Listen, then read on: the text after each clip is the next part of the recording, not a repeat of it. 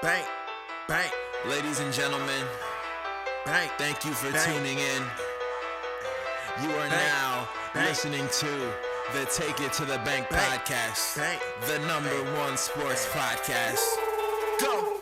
Take it to the bank, take it to the bank, take it to the bank, take it to the bank. Matt coming with the facts, Frack coming with the facts.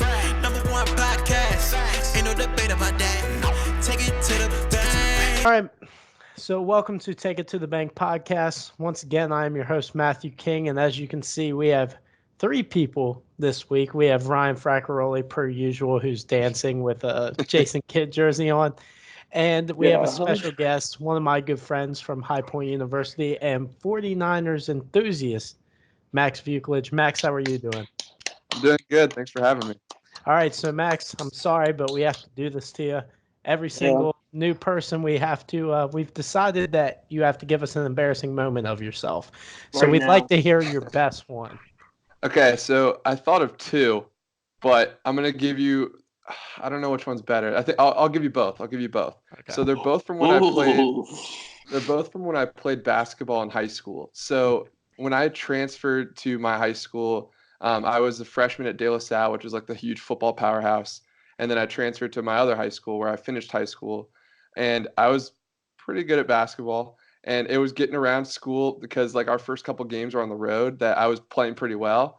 And I started when I got back. So a bunch of my friends that weren't on the team came to the first game when we were at home.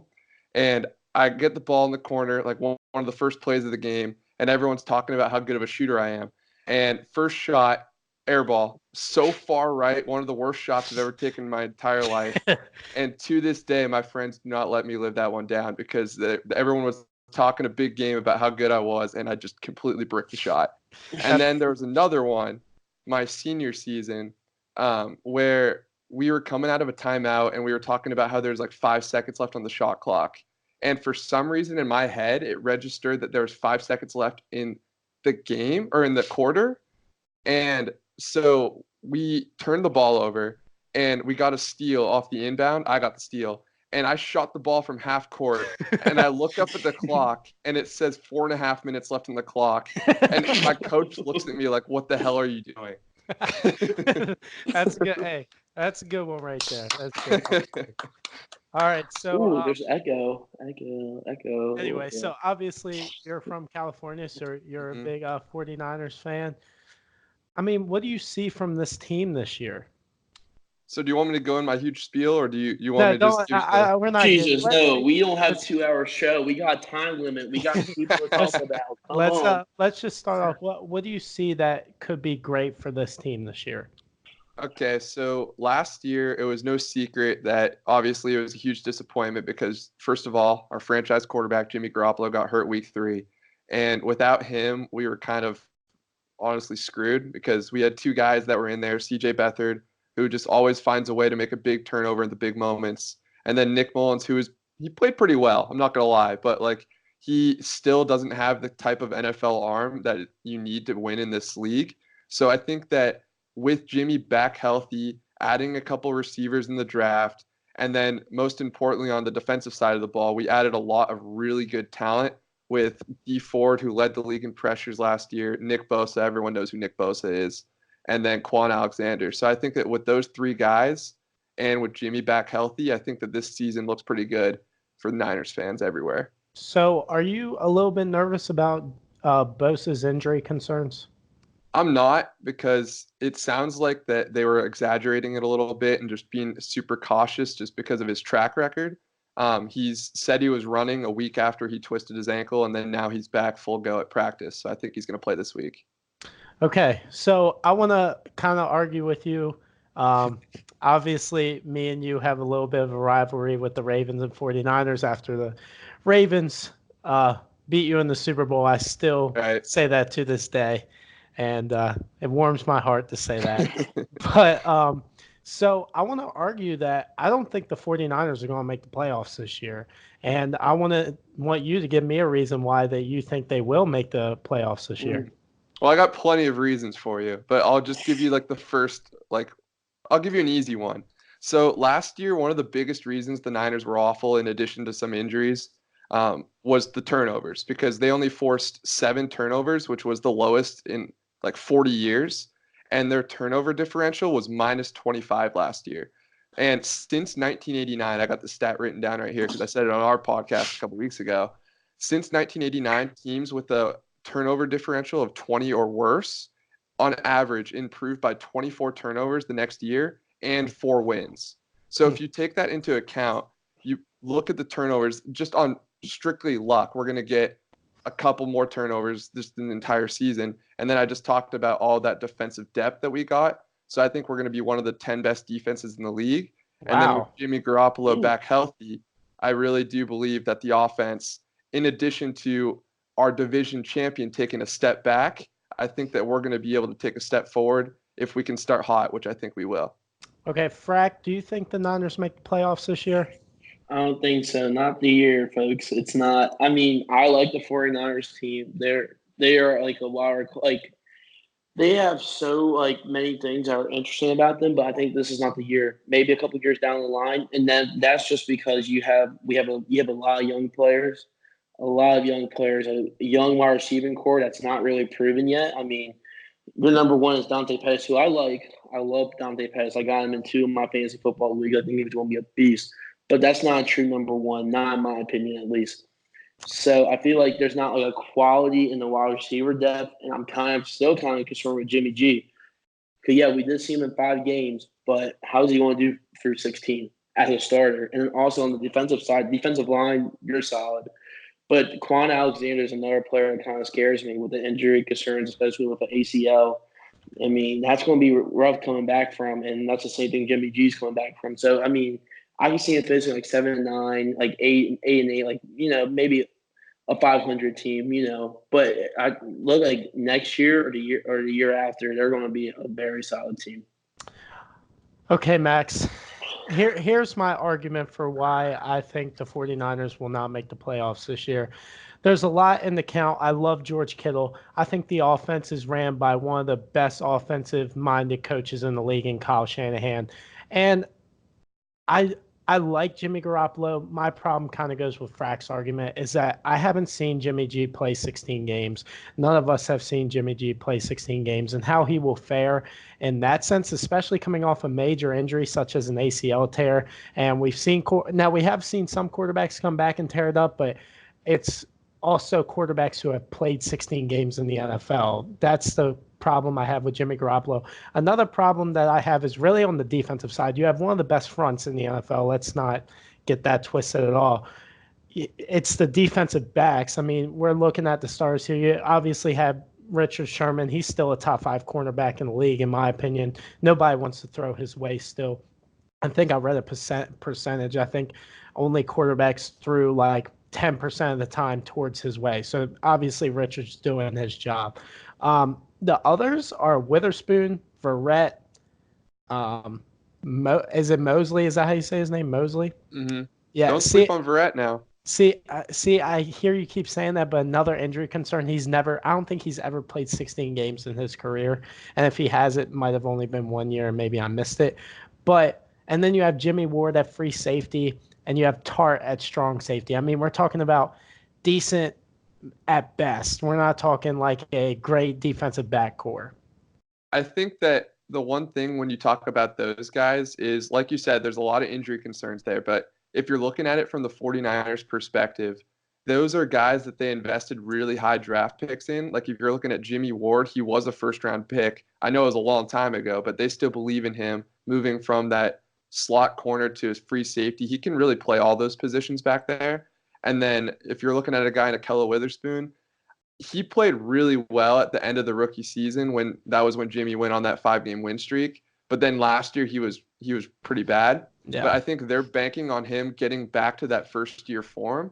And I think that if you're looking at the rest of the team, what they think is that pass rush is going to help out the secondary because they only have to cover for maybe a few less seconds than they would in last year's season. So I think that if you take into account the front 7, I think that the secondary with Richard Sherman on one side and then whoever else on the other side, I think he'll be able to be okay because of that pass rush. Yeah, I think that's a good argument because I always argue that for a Ravens perspective, we don't have great pass rush, but the DBs are so good you can get the pass rush to get sacks, and that happened last year with our pass rush, and it's going to, Right. you can flip flop it. It's the same way. If the pass rush gets there, it's going to cause more turnovers.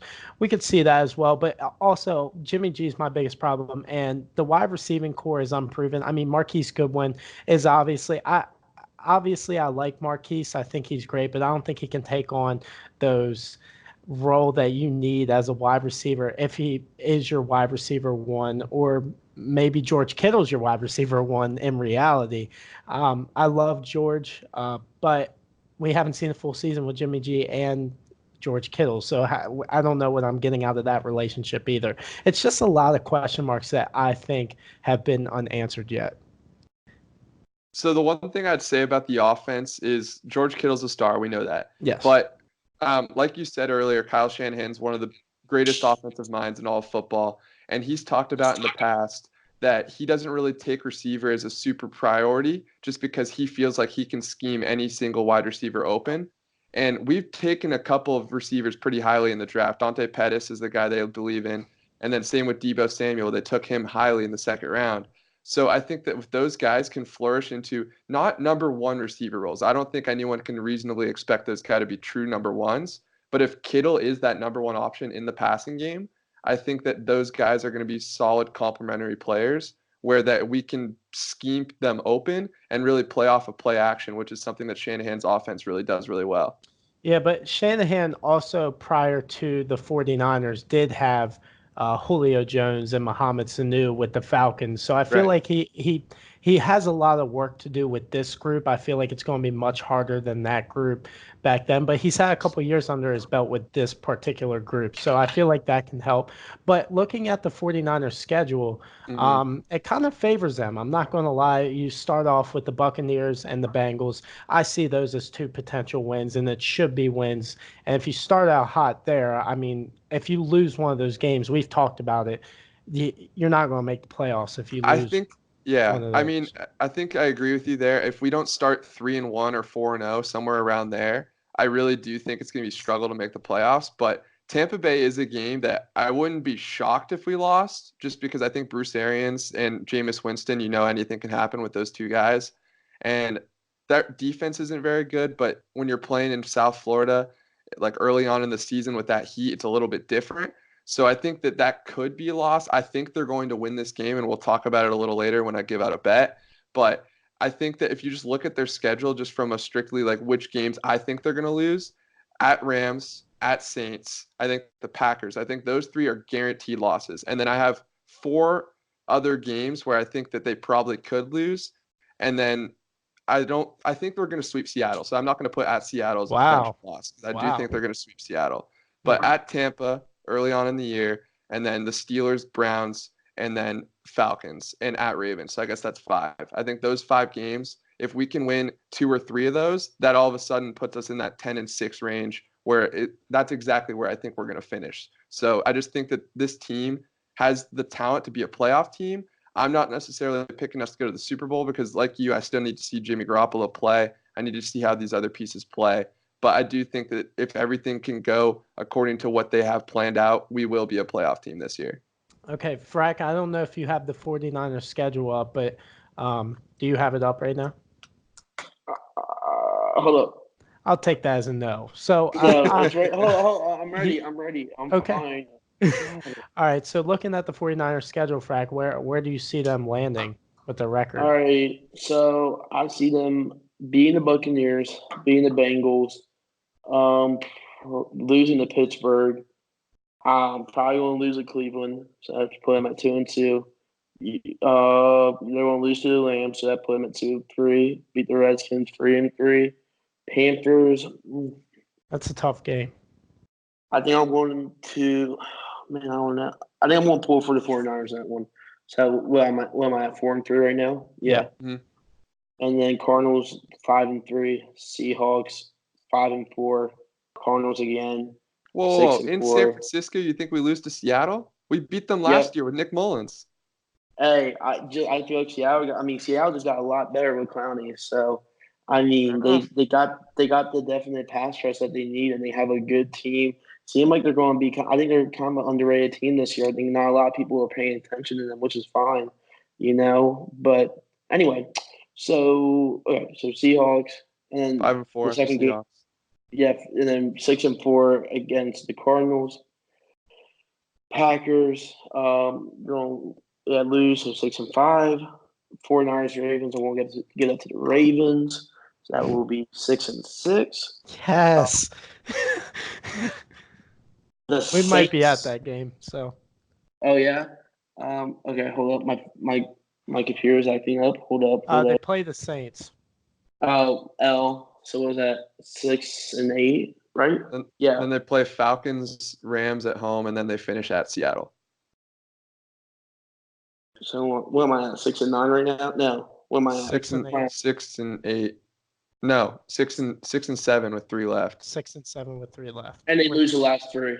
Wow. 6-10. Wow. So Seattle 6-10. I feel like Seattle's going to sweep, and the Rams are going to sweep. Okay. All right. Let me just pick the wins: Bucks, Bengals, Steelers or Browns, Redskins, Panthers, Cardinals, Seattle the first time, Cardinals. Say they lose to the Packers, and then I picked the Falcons to go to Super Bowl this year, so I'm not rocking with that. I say they beat the Rams once, and then I say they beat Seattle. So we're looking at a 9-7 record. I think that's fair. I think anything between 8-8 and 11-5, it's such a slim margin between which way you go on that. So I think 10-6 is where I have them, but 9-7 I could see that too. But we could also see them lose to Steelers and the Browns. We could also see them lose to the Panthers. If they start 1-3 or 2-2, it's going to be really tough to make the playoffs. Yeah. Okay, so moving on to the NFL. Thank you for telling us why the 49ers will make the playoffs this year. So there is obviously the first week, and I want to start out with Green Bay and the Bears. And this one's a tough call because Green Bay made a lot of adjustments this year. They helped their defense. They helped their offensive line. And Aaron Rodgers is completely healthy. So who wins on Thursday night, starting off with Frag? You said Bears against Green Bay. Bears against Green Bay. I think you have to go with Chi-Town. Little Channa from 79. I think you have to. Little Channa from 79. 79, yeah. Yeah. Why do you think they'll win? I obviously stronger defense there. I feel like Green Bay's going to have a solid year, but I feel like Chicago is going to have something to prove, basically, because they were ranked as one of the best teams, and they want to start off with a bang. So I think that's why Chi-Town will beat Green Bay. All right, Max? Yeah, I think Chicago's going to win this game, but I think over the course of the entire season, we're going to see Green Bay is actually the better team. I just think that when you come down to the first week, it doesn't necessarily reflect how the whole season's going to go. And I just think that on a Thursday night game on the road, in a game where Aaron Rodgers hasn't really played in this offense yet in live action, I think that Chicago's defense is going to be able to really clamp down on them. And I think they'll win a close game, probably like 23-20, something like that. Yeah, I'm going with Chicago. They're at home. First of all, last year they played in Green Bay for the first game, I believe, and I think Green Bay did come back and win that game. And I think Chicago is just built better on defense. Green Bay did add a lot. They added Amos to the safety. They added Zadarius Smith from the Ravens on their pass rush. And obviously their front is brand new. I feel like they're still trying to adjust as a defense to come together. They haven't all played together. So playing in a defense, you really have to be great at schemes, especially with new people trying to adjust. And I feel like Chicago is already prepared on offense as they didn't lose a lot of guys or add a ton of guys. And on the offensive side, Aaron Rodgers is great, but Khalil Mack and that defense is just better. I have Chicago winning this division, so I like Chicago on Thursday night. And just a couple more games that I do like this weekend. The Titans and Browns. That one's going to be interesting. The first game in Cleveland. And obviously they have Odell Beckham Jr., Nick Chubb, Baker Mayfield, Jarvis Landry. Who wins that game, Frack? Browns, no doubt.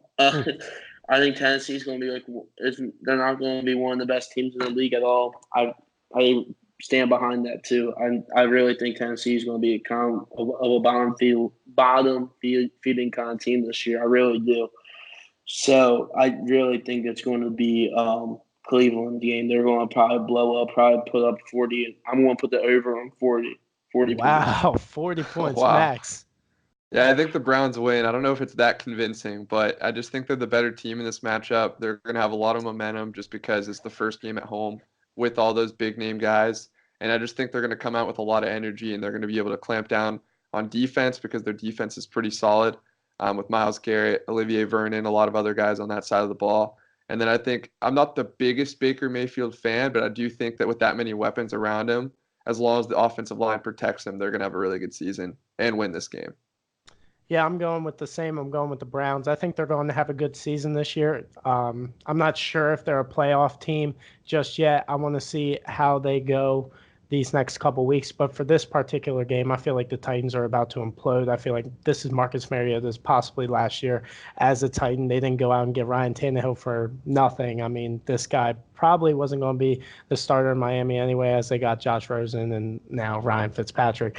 But there is a reason why they went out and got a backup quarterback, and that's because Marcus Mariota gets hurt a lot, and I think he's a mediocre quarterback. And I feel like the Browns' pass rush is going to dominate that offensive line, especially after the Titans lost their best offensive lineman, and Taylor Lewan. I think that's how you say it. I'm really bad at names. I've said this multiple times. Taylor Lewan.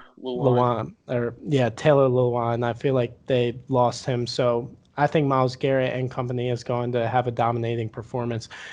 This one is probably my favorite game of the week, and it's the Panthers and Rams. Now, this one is very interesting because Cam Newton was hurt prior to this game in the preseason. He got hurt in the third preseason game, but they're saying he's good to go, ready to go. Frack, do you think Cam Newton and company can win at home in their first game? No. No, I don't think so. Carolina is a very interesting team this year. Obviously, they have one of the top backs in the games with Christian McCaffrey. Cam Newton, I mean, he's a solid quarterback, but coming off of an injury, that's going to be kind of different, especially against a big team like the Rams, So, I don't know. I mean, I think it's going to be a closer game than everybody thinks it's going to be. I think this game could actually go into overtime with the Rams coming on top by a Todd Gurley 20-yard run. Oh, so you're calling like Todd Gurley game winner. Todd Gurley game winner. All right, I like that. I like that. Hey, Max, you got any like Todd Gurley winners, or do you have Cam Newton like 100-yard rush for a touchdown? What's going on here? I don't have anything that extreme, but I am actually going to pick the upset in this one. I'm taking the Panthers to win this game. And I think that this is just – I didn't go into the Rams very much when I was talking about the Niners, but I do think they're going to take a step back this year. I think 10-6 is probably where they're going to finish. And I think that this is one of those games where you're going on the road against a front seven that's really physical. They added Brian Burns in the first round. I think he's a really good player. They went out and got Gerald McCoy, who kind of spurred the Ravens a little bit there, but it's okay. And then I don't want to talk about Gerald McCoy. We hate Gerald McCoy. He's a vegan and won't eat crabs. But anyway. Yeah, but I think the Panthers are going to be able to come out there, and they're going to really keep this a low-scoring game. And one thing that people don't really talk about enough is Jared Goff on the road versus at home. When he's at home, his touchdown to interception ratio is like 6-1. And then on the road, it's almost negative. I think it's like 13-12. It's something really bad. So I just think that going against a defense this good on the road early on in the year is just a recipe for the Rams to slip up a little bit. And it's one of those games where I just circled it when the schedule came out that I felt like this would be a big upset. I feel the same way, Max. I'm actually going with the Panthers as an upset. I feel like a lot of people are sleeping on this Carolina team, and I like this Carolina team. I feel like they really helped their wide receiving core. They already have. What are you laughing at? What are you laughing Someone just walked by, and they looked at me. I had my sunglasses on. They gave me like the nastiest ass look ever, and then walked away. You know what? Before I go on, Max, we talked about Frack this is his first year at college. Do you have any advice for the guy because he really needs help already. He's going downhill. He's going down the wrong path. I'm doing fine. I'm doing all my schoolwork. What in the world? That's all that matters. Fine. Do your schoolwork, get good grades, and then have fun. That's all that matters. That's what, exactly. Listen to my dad. That's my definitely. Dad. Yeah. Anyway, I like Carolina's receiving corps. I think DJ Moore's going to have a better year than last year. He had trouble fumbling the ball, but I feel like he's going to take a next step into being that number one receiver for Carolina. They have Christian McCaffrey. They have Cam Newton. And their defensive front is probably the best in football, obviously, with Gerald McCoy and all of those guys. My only question is their defensive backs. But, I was going to say the same stat as you, Max. When Jared Goff is away from home, he struggles big time. And I feel like he's going to struggle in week one with a new Rams team that could potentially take a step back this year. So my next one is the Colts and Chargers. The reason why I think this one is interesting is because Jacoby Brissett's first game as probably the star, the franchise guy for the Colts. And the Chargers are Super Bowl or bust basically this year after a great season last year. And Frack, who do you have winning this one? What was the game? Colts Chargers. Oh, Chargers. Yeah, it's definitely the Chargers. Jacoby Brissett's going to have kind of a rough game, I think, in the first week, even though he just got paid. I just feel like it's the Chargers' year, man. I'm really high on the Chargers. I've been high on the Chargers. Last year, I was like, they're going to win the Super Bowl. And they didn't. This year. And they didn't, obviously. So don't take that bet. Yeah, don't take that one. But I think the Chargers are going to do really good again this year. I think they're going to finish probably 12-4, 13-3 like they did last year. And, yeah, it's going to be kind of an easy game. Oh, wow, easy. Okay, Max? Yeah, I'm going with the Chargers too. I don't really know what to think of this Colts team because when they had Locke, I was like, oh, they're going to be one of the best three teams in the AFC competing for the Super Bowl. And then now I'm looking at their team, and a lot of people are still picking them to win that AFC South. And I don't know if I see that, honestly. I know Jacoby Brissett's a solid quarterback, but I really need to see it to believe it. So I'm going to go with the Chargers in this one, even without Derwin James and Melvin Gordon, both big losses. But I do think that they're going to be able to pull this game out and start the season on a high note. Yeah, I'm picking the Chargers too. I was thinking about it for a second. I almost took the upset because of Melvin Gordon and Derwin James. Two of their best players is going to be out. But the Chargers are still probably going to be first or second in their division. And to do that, they have to beat a team, even without two of their best players, and Derwin James and Melvin Gordon. They have to win this. And I feel like Jacoby Brissett will be decent. I don't think he's going to have a horrible game. I think not having Derwin James on the field is going to help him. I feel like we're looking at a 250-yard passing game from Jacoby Brissett. But that Chargers offense is too electric. And I really like Austin Eckler. And I feel like he'll have a great game too. And looks like Frack's reading a food book. Yeah, it's for my English class. I need to show my parents that I'm doing something. Are you going to cook us anything? Can you Oh, let's see what kind of menus they have. Hold on, they do have recipes in the back actually. Just so we had to do this for my English class. Just read this book. Ooh, here we go. Chicken liver patty. Chicken liver what? We can't read that. It's P with a scriggle line on top. P and then another scriggle line.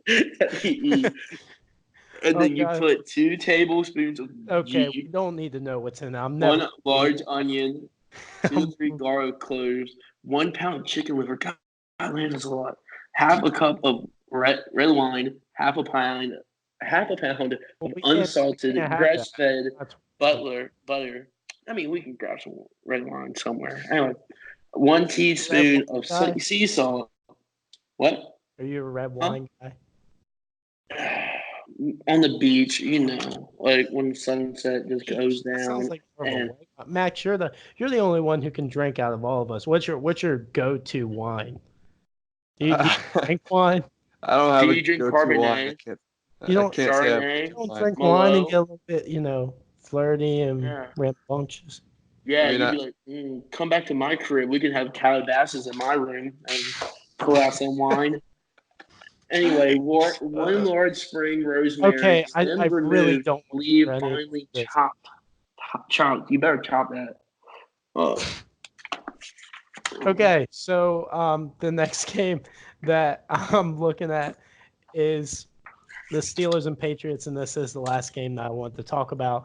Sunday Night Football, and what better way for New England to start off the season than letting down their sixth banner to the only other team in the NFL with 6 rings. And now I don't have to hear it anymore that the Steelers have 6 rings and nobody else does, even though it's the Patriots. But I hate Pittsburgh. And this is at New England. So, Frack, are you taking the defending champs? Yeah. Oh, me too. That's it? Yeah. I mean, you can't pick against the Patriots at home. Exactly. What do you want me to say? You'll be, oh yeah, Tom Brady's going to do good. Everybody knows that. Oh, the running back. New England has struggled with the first game of the year the past couple of years. They've lost the last. I don't really care. Look at my face. Don't care. I'm taking Pittsburgh, and really, you're a loser. I'm taking Pittsburgh because I feel like they lost. I'm not sure. Is Devin McCourty playing in this game because of his cocaine issue? Because the guy's an addict. He's got a problem. I think you mean Patrick Chung, but I like where you're at. Patrick Chung. David McCourty. I think he's not even in the league anymore. Devin McCourty. Yes, they are. The McCourty brothers play together. They didn't retire yet. Oh. God. Anyway, Patrick Chung. I'm not sure if he's playing, but I feel like Pittsburgh's offense is going to be good this year. I don't think it's going to be great, but in New England's going to be difficult as well. But I feel like the Patriots are going to struggle with possibly having a new wide receiving corps. I mean, they still have Julian Edelman, but they do have Demaryius Thomas. They don't have N'Keal Harry to help them out, and they have Josh Gordon. I don't know how Josh Gordon's going to do in his first game, but Pittsburgh got better on defense, adding Devin Bush and re-signing Joe Hayden and still having Watt. So I think Pittsburgh comes out and sends a message that they are going to beat the defending champs. Are you okay? Yeah, look, you can see the sun in that window over there. Yeah, it's called a reflection. No. You idiot. It's a reflection off the other window, and then it's looking like the sun is right there.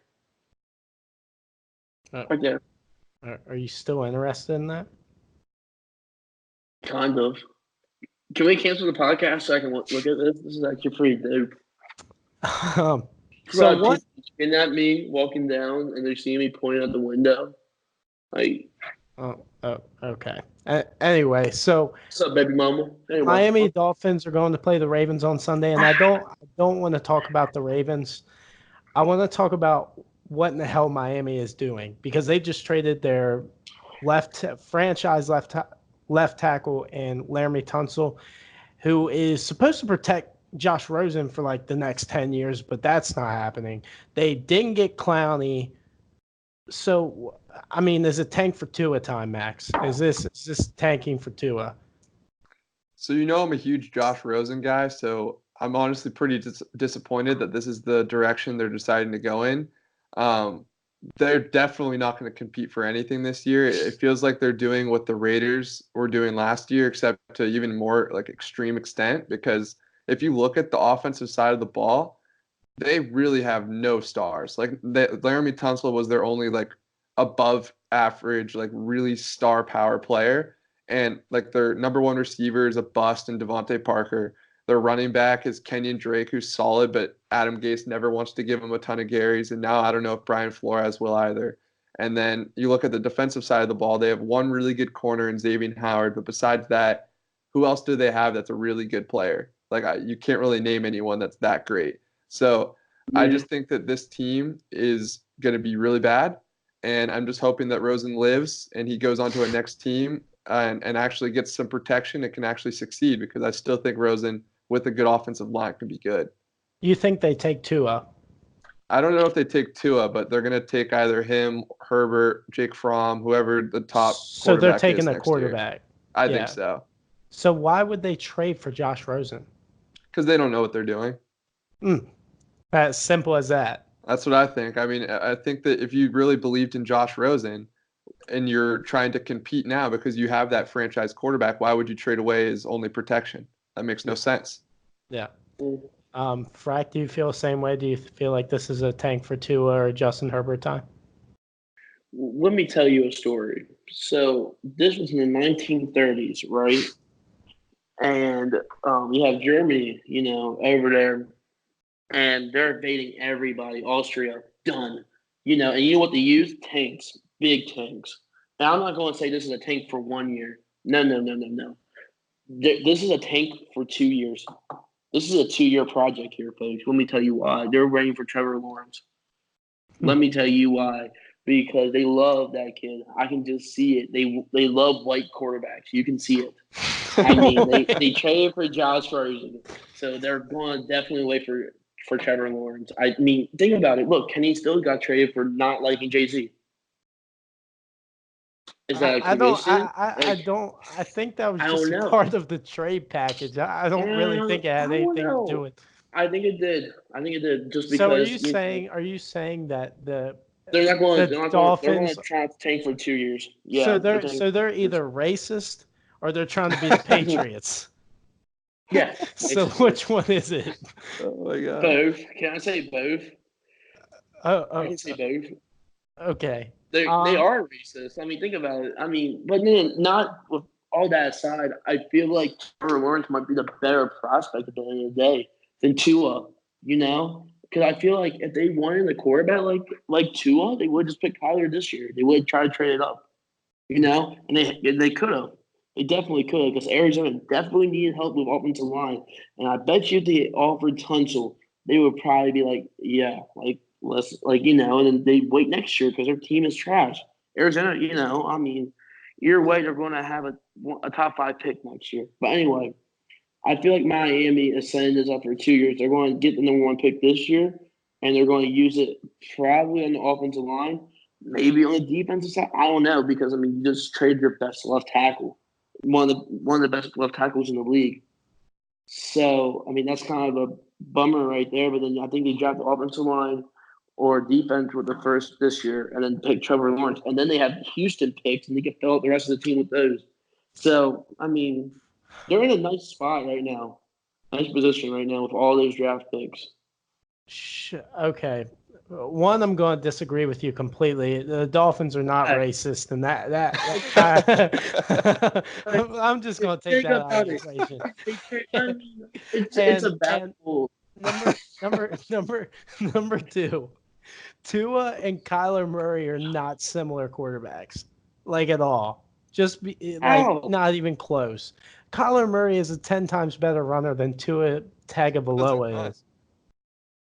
He doesn't run at all. Tua is more of he can escape the pocket, but he is a pocket passer. Yeah. I mean, I didn't say they were exact same. I mean, I'm not saying this is Kyler Murray 2.0, but I'm saying they have the same kind of playing style. They can escape out of the pocket. They can roll out. So, I mean, I think if they would have done that, they would have traded up, because there was talking about Miami trading up for the number 1 pick and the number 2 pick, no matter what Arizona did, Okay. So, well, for one, I do want to say RIP Josh Rosen and his career, because I feel like after this, it's going to be a really hard struggle to find somewhere where they need a quarterback. So screwed over, man. It sucks, because I feel like he could have been a good quarterback, good to above average quarterback. I don't think he was some Hall of Famer or anything. And I don't think this is a 2-year tank job. And I think that this year I think they love Tua, and there have been reports that they want Tua, and waiting 2 years is a big risk. For one, let's say that they get the number 1 pick and they somehow don't get the number 1 pick the next year. You have no clue if they'll even get it this year. So if they get it this year, I feel like they're just going to take the best quarterback, and that's Tua. And then the next year, hopefully get another number 1 pick and get a left tackle, or trade back and get a left tackle, or get something for the needs. Miami has a lot to do. I don't think they're in a great position, even with all of those assets, because their front office looks like they have no clue what they're doing. So why would I trust them to build our team? And racist. They're not racist. Whatever. I mean, you can keep saying that. I'm in college now. I'm educated. So. All right, Frack, you probably have the best team out of all of us, depth-wise and probably roster-wise, with the Philadelphia Eagles. I know you're touched by that. It was really hard to say that because I hate boosting Eagles fans' egos even more than what they are. I mean, my ego isn't really that big. Just have you heard me ever talk trash? That's the thing. Like, I just want to make sure that no one thinks I talk that trash. I can just tell by your body language right now that you're like, yeah, we're going to win the Super Bowl this year. We're going to have 2 rings. You're dreaming about it right now. Like you are full out having a mini orgasm about that. Oh, mini. Mini. All right, now. So tell me why the Eagles are going to win that. Give me just 2 reasons why the Philadelphia Eagles are going to win the Super Bowl. 2 reasons why the Philadelphia Eagles will win the Super Bowl. Reason number 1. I think it's all going to be because of the Carson Wentz, Deshaun Jackson connection. Let me tell you why. They were having a good old spark. They were having a good old time at training camp with each other. You know, they were throwing the balls, whatever. And Deshaun Jackson and him clicked off like the first week of training camp. I saw that. I'm like, that's good. And Deshaun Jackson, like Doug Pearson had been raving about him at practice, saying that he's back to like he looks younger than how he was. Like he's looking really good. And I think like that's probably true. I mean, Doug Pearson doesn't lie. So, but I think that's going to be a real big factor there because I feel like that's going to be a 1-2 punch that not a lot of teams can beat. Because Deshaun Jackson is still one of the fastest players in the league, and we know Carson Wentz has a very, very good arm. So I think that will be a really good connection. And then the number 2 reason, I think it's going to be because of that defensive line. You know, our defensive line is very, very solid this year. I like how we have it because we have Fletcher Cox. Timmy Jerrigan, Malik Jackson. That's really, really solid. You know, really, really, really good group as defensive tackle wise. Defensive ends, we have Brandon Graham, who we just gave a ton of money to. We got Barnett on the other side. We just brought back Vinny Curry, who I'm very high on. I like Vinny Curry. He's a very good rotational player. And then a guy that a lot of people are really talking about is DeAndre Hall. I think that's how you say his name. He was on the team last year, but didn't really get too much playing time. But this training camp, they say he has flourished. Like he has looked really good. He actually got one of the highest PFF grades for preseason. I know preseason doesn't mean that much, but it's good seeing him taking that step because he didn't really look that good in preseason last year. So it was really good seeing that step, and he could be a really good fourth rotational player. And this reminds me a lot about the defensive line that we had, 2 years ago for the Super Bowl. So I'm very excited this year for the Eagles. Okay, Max. So the 49ers, you tell me why this 2019 team is going to win the Super Bowl this year. And also, they have 12-1 odds to win it this year from Vegas. So do you think that they hit that? Well, not think, but give me a reason why they could. Only 12? I'm pretty sure it's way lower than that. It said 12-1. That's when I bet it was 25-1. Oh, wow. You bet it? It must have went down. You bet that? I bet that. How much? March. I mean, you don't need to say that, but I mean, $5. Oh. Well, I mean, it's a huge payout. 5 for 125. Yeah. So, anyway, so give me 2 reasons why the 49ers are going to make Super Bowl this year. I think that first reason would be Jimmy Garoppolo and Kyle Shanahan pick up where they were in 2017, and you see the offense all of a sudden catch fire, and Jimmy Garoppolo wins Comeback Player of the Year. He's going to be in the MVP conversation. Like, that's what would have to happen for us to win the Super Bowl, because I'm a firm believer that it's really, really hard to win the Super Bowl unless you get one of those buys, and history tells us that. I think the last team to win the Super Bowl that didn't have a bye was the Ravens. So I just think that that's something that you really need to have the bye. So if the 49ers are going to have the bye, they need Garoppolo to play lights out from beginning to end, and we're going to have to beat a lot of those teams that we highlighted as potential losses. They're going to have to win all those games because they need to get the bye. And then the second thing would be the defense not only improves those 24 turnovers, they improve even more than that. And they become one of the best 10 defenses in the league, maybe even top 5 in sacks.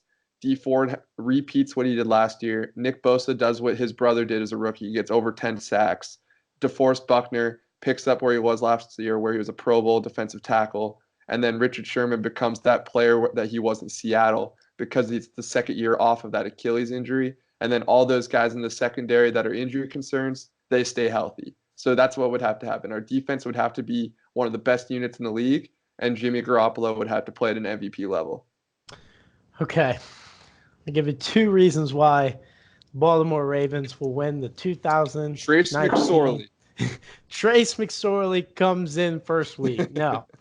Lamar Jackson throws for over 3,000 yards this year. He has over 700 rushing yards, and he stays healthy. And the wide receiving corps stays together and does well with their second-year quarterback. I think the offense is the biggest deal for the Ravens to win the Super Bowl, and Lamar Jackson is the start of that. So if he can have over 3,000 yards and over 700 rushing yards and take that into the playoffs and completely stay healthy doing it, it's going to be really hard to stop this offense with Mark Ingram and Lamar Jackson and company with that running game, and then to have a quarterback who can throw, as someone on here, well, 2 people on here don't think that Lamar Jackson is a quarterback in this league. So when I say that, I say he was going to have a good year. Oh yeah, you did say that. But Max says that Lamar Jackson can't throw. Well, I just joke with that with you, just like you joke with me that Garoppolo can't play at all. But Garoppolo's at least a starting quarterback in the league, and Lamar, if he can throw, like that's just going to enhance more. I just don't think that what you guys did last year is something you could do for his whole career because he's going to get hurt. Well, that was another thing I was going to say. I think the offense changes completely, but that's a whole different conversation. And my second point is the DBs are the best in the group, best in the league as they were last year. Marlon Humphrey has to be at the caliber he was last year. Earl Thomas has to be at full health. Bless you. Tony Jefferson and Earl Thomas need to be on all cylinders, and the linebacking corps need to be better than they were last year. Obviously, losing C.J. Mosley, we need Kenny Young to step up and Peanut to step up as well, and the pass rush to really bring it on. Which Young get hurt? Which Young got hurt? Kenny or Tavon? Which one? Tavon Young got hurt. Tavon Young. Okay, I get confused sometimes. Yep. So that's how I think the Ravens will win the Super Bowl this year. When they do it, put a bet on it because they're going to do it this year. By the way, we're going to get into our bets, but one bet I did take, I took the Ravens. I took the Ravens over 8.5 wins this year. I feel like they're going to be a 9-7 team, as I said from the start. So if I were you, I would take that bet. But I'm going to give you our personal insider bet here soon. But first, Max, give me some of your bets for this weekend in the NFL. All right, so the first one we already talked about. I think the Panthers are going to win that game against the Rams. So I think that getting them +3, +3.5, depending on where you bet it, is a really good number. So I would take them. I think that's probably my favorite bet of the weekend. And then number 2, I think that the Ravens -5 or whatever it is against the Dolphins. -7. It went up that much? Yeah. Oh my God. All right, maybe not 7. No, you got to take 7. I think 7 too. I guess, but that's a lot. When I looked at it before, it was 5.5. But yeah. I guess I'll take -7. I think they win by double digits. They're just a better team. Miami's tanking like we talked about, and there's no way they're going to be able to protect whoever's playing quarterback. So, and then my third bet, I think the 49ers beat Tampa Bay, and right now that line is even, so you could get them just to win the game at -110. My bets for this weekend, I love the Pittsburgh Steelers at +5.5. And I think Pittsburgh is going to win the game, but also the last time Pittsburgh and New England played, it was decided by 4 points. So New England and Pittsburgh play each other very well, and I don't think that New England wins by 6 or more points. I feel like it will come down to a game-winning field goal going either way, so I really like that bet. Another bet that I like is the Philadelphia Eagles. This is a huge bet, and I know it's a huge spread, but I like the Philadelphia Eagles to win by 10 or more points this week.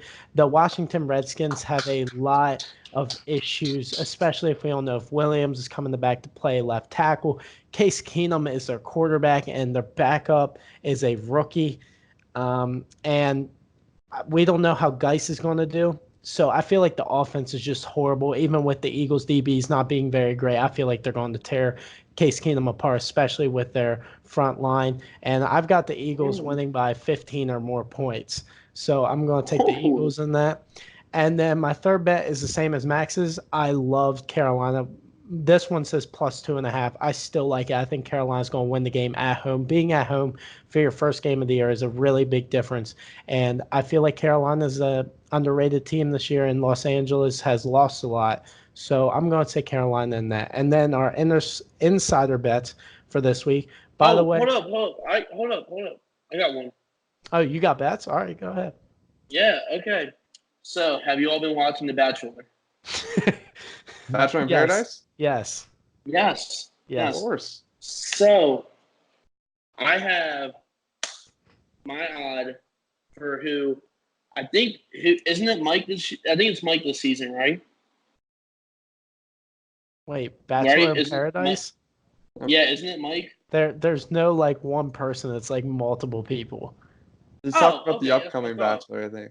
The upcoming Bachelor. Yes. Okay. Oh, so that haven't been announced yet, has it? No. For who's going to be the Bachelor? Okay. So, let me tell you, who is going to be the Bachelor for this season, for next season? I would do the 7-3 odds for Mike Johnson.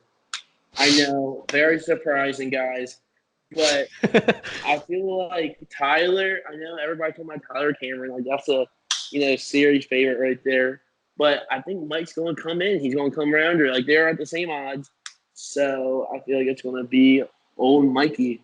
And then I would take the over on how many times AB will walk out of a practice this season. I'll put the over at 7. And then I'll put the under on Melvin Gordon missing 10 weeks. So. Wow. Okay. Yeah, man. Wow. I don't even know that's all bets or not. Wow. You've never even betted before. No. So why don't you put some money in this week? I just made all that up. I don't even know what half the things I just said. I mean, it kind of made sense. I mean, I don't know, but yeah. Okay, so our bet insider. Who is our bet insider?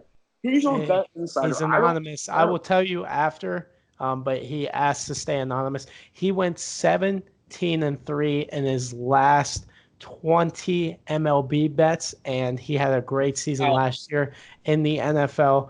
And he's taking the Ravens -7. He feels like the Ravens are going to win in double digits with the tanking Dolphins team. Another team that he bet on, he is going to take the Seattle Seahawks to win this week, and I'm trying to look for. Find the Bengals. I don't know what the line is. Yeah. So I don't know what the line is either. But he just told 10. Me. Yeah. He's just taking Seattle to win. He puts in a lot more money than me and you do. So he's just going to take Seattle to win that game. And then another one, he's going to take the spread with the Jets and the Buffalo Bills. He's taking the Jets -3. So go look out for those bets, as he has been on fire with the MLB, and hopefully he does the same with the NFL. But that's all we have for you today on Take It to the Bank podcast. It's been a little crazy. It's been a little wild. We talked some Bachelor, barely. Mm-hmm. Talked about Max's embarrassing moments. It was a good time. Look for us on YouTube, Instagram, Twitter, Facebook. Any of your needs, we've got it. Your mama's house, we're there too. Yeah, we're always at your mama's house. House. All right, Max. I almost just called you Maxie. Thank you for joining Take It to the Bank podcast, and good luck to your 49ers this year. Thank you so much. And Frack, as always, good luck. Not really to your Eagles, and I'll see you next week, and probably tomorrow on FaceTime. Yeah, true. Probably. All right. Yeah. All right, you guys have a great rest of your week. Bless up. back. Stepping up to the plate like where the batter at. You talking numbers, hold up where your data at. You making claims, I'ma need some stats for that. Boy, don't get foul cause we ain't playing hack a Shack. You said you wanna hear some sports talk. Well, if that's really what you wanna do, then you at the right place. Stick around, get comfortable, and don't you tell me that you ain't. Cause this take it to the bank, all facts, cause that's what it has to be, no caps like the MLB salary. Ay.